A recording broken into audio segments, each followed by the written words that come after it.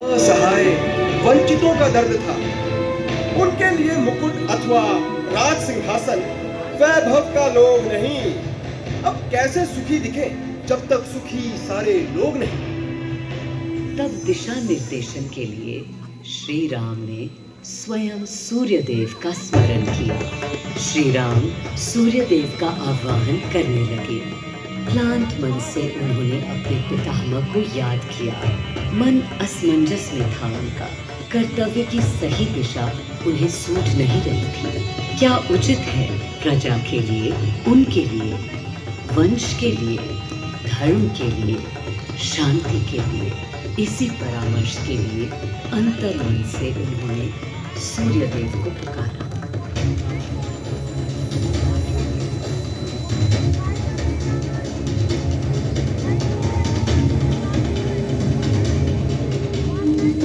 मैं अयोध्या पवित्र से पवित्रतम हो गई हूँ। आज स्वयं श्री राम ध्यानरत हैं, मर्यादा पुरुषोत्तम आवाहन कर रहे हैं। उन सकारात्मक शक्तियों का संचार कर रहे हैं जो उन्हें, मुझे और मेरे यानी अयोध्या के हर निवासी को अनंत काल तक सही दिशा दिखाएंगी। संभव है स्वयं सूर्यदेव सशरीर पधारे अयोध्या की धरा पर।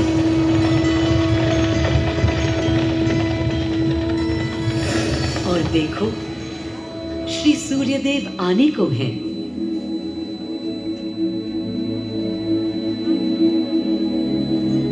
उनकी पहली किरण के स्पर्श से कलियां एक एक कर खिलने लगी।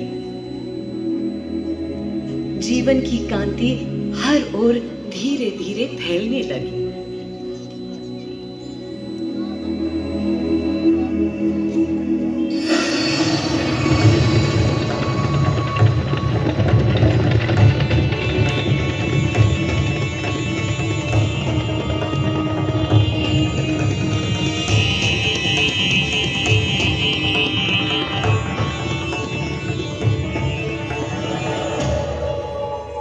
कितना अनोखा दिन है। स्वयं सशरीर अपने अलौकिक स्वरूप में पधारे हैं श्री सूर्यदेव नारायण, और उनके अधीर मन के संशय मिटाने को। अधीर है या गंभीर है, मैं जानता हूँ क्या उनकी पीर है।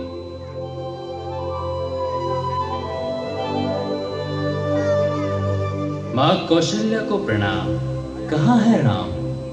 अरे भूलूं ये बात कि कौन बड़ा है। आज्ञा हो तो आपके चरण छू लूं। अरे नहीं नहीं, ये क्या करते हैं आदि पुरुष? ऐसा अनुग्रह सर्वथा अनुचित है। राम वंशज हैं आपके, क्यों पाप का भागीदारी बनाते हैं पितामह? पितामह पितामह होंगे हम ब्रह्मलोक, अब धरती पर जनलोक में आ गए। आइए चलिए। सूर्यदेव के आगमन पर माँ कौशल्या उन्हें मिली और विनती की कि हे देव, मेरे पुत्र की दुविधा दूर करें, उन्हें राह दिखाएं, ताकि अयोध्या का, पूरे भारत का भविष्य निर्धारित हो सके। आपकी जब पहली किरणें आती हैं तब गोचारण होता है, चिड़ियां गाती हैं, लेकिन इन दिनों कितनी उदास है। कारण है उनके राम की एकाग्र साधना और सुदीर्घ उपवास। सिंहासन की ओर चरण धरना नहीं चाहते, धारण नहीं करना चाहते हैं मुकुट। कोई बात नहीं, राज्य अभिषेक के बाद राज्य जो भी चलाए, राम राज उसका ही तो कहलाएगा। मैं आ चुका हूं तपस्वी राम।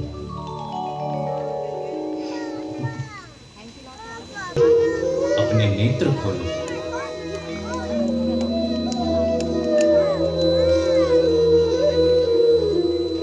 प्रणाम पितामह, प्रणाम। प्रणाम मेरे राम, प्रणाम। पितामह, राम राज्य क्या है? राम स्वयं पूछ रहे हैं कि राम राज्य क्या है। पुनः नया प्रश्न है। अभी तो आप कह रहे थे जो भी मैं चलाएगा। कह रहा था कि राम राज्य में राम के लिए भी विधान होंगे। आदिदेव, कुछ अनुमान तो मुझे है, लेकिन अब आप बताइए क्या विधान है।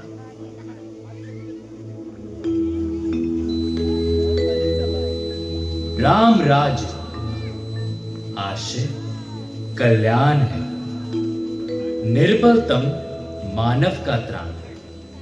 भय हो ना भीति हो, मुख्य राम राजनीति जन जन की प्रीति हो। लोक संरक्षण हो, सत का आभास हो, परमानंद प्राप्ति हेतु मंगल उद्भास हो। प्रेम परम तत्व हो, सब में समत्व हो। दैहिक दैविक या भौतिक संतापों की औषधि अचूक राम बाण है। राम राज्य आशय कल्याण है, निर्बलतम मानव का त्राण है। प्रमोदित अपंक्तव हो, आस्था का घनत्व हो। वैभव विशाल, मेघ करे वर्षा और सदा ही सुकाल। दिशाएं सब मस्त हो, जनपद ये स्वस्थ हो। उपद्रव ना ही और ना कोई आतंक हो। कोई नहीं रंग हो, सुख ही सुख निशंक हो। प्रेम योग धर्म मूल्य प्राण। राम राज आशय कल्याण है। मां कौशल्या, अभी ये मुकुट मात्र सोने का है। मैं इस मुकुट को राम के साथ सदा उपस्थित होने का बना देता हूं।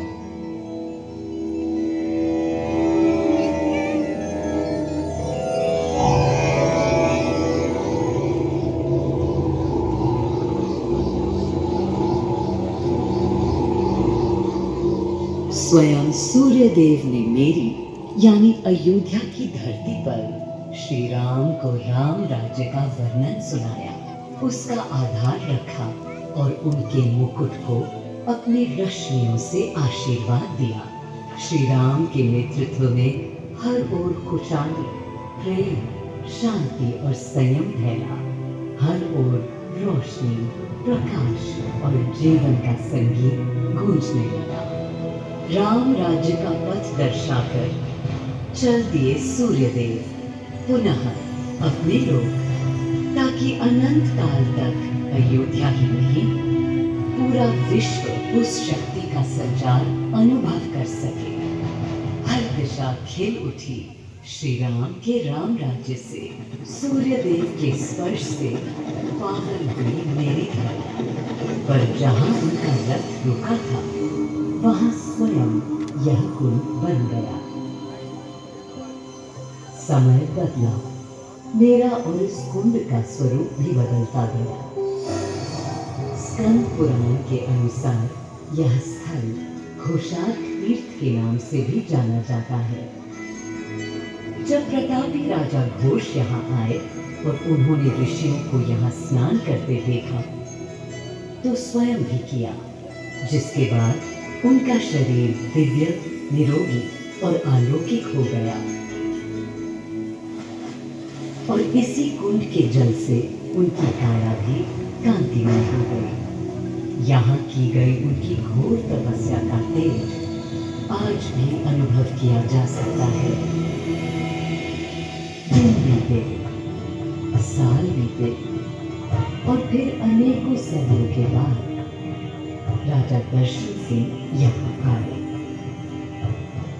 यही तपस्या करने के बाद उन्होंने यहाँ सूर्य मंदिर, कुंड और चारों ओर घाट का निर्माण कराया, जिससे यहाँ की प्रजा भी इस अलौकिक कुंड का लाभ उठा सके।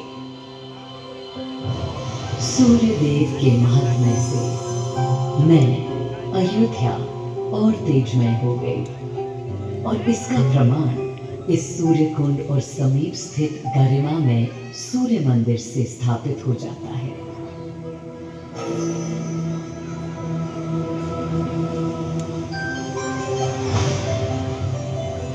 मैं अयोध्या इस हर्ष से पूरी नहीं समाती कि मेरी ही धरती पर राम राज्य की आधारशिला रखी गई।